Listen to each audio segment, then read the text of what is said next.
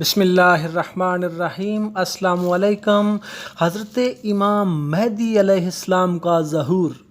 قیامت کے ظہور سے پہلے حضرت امام مہدی علیہ السلام کا ظہور ہوگا۔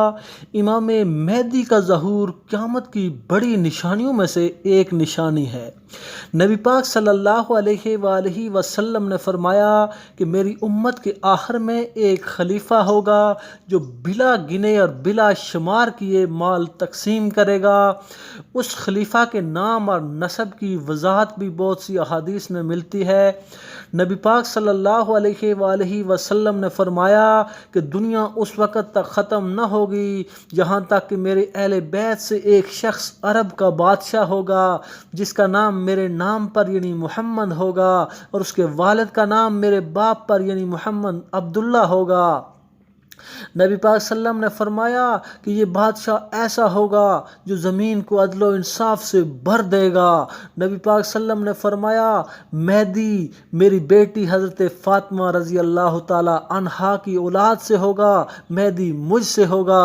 حضرت امام مہدی کی پیشانی کشادہ ہوگی اور اس کی حکومت کا دورانیہ 7 سال تک ہوگا، یعنی حضرت امام مہدی 7 سال تک حکومت کریں گے۔ دیگر روایات کے مطابق اللہ تعالیٰ ایک رات میں مہدی کی اصلاح فرمائیں گے۔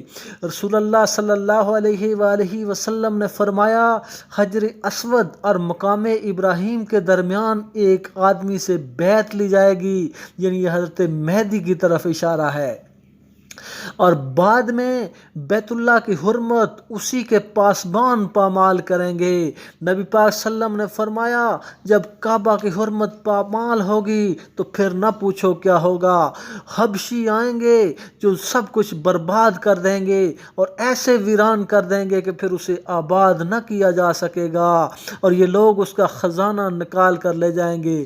یہ بالکل قرب قیامت کی نشانیاں ہیں۔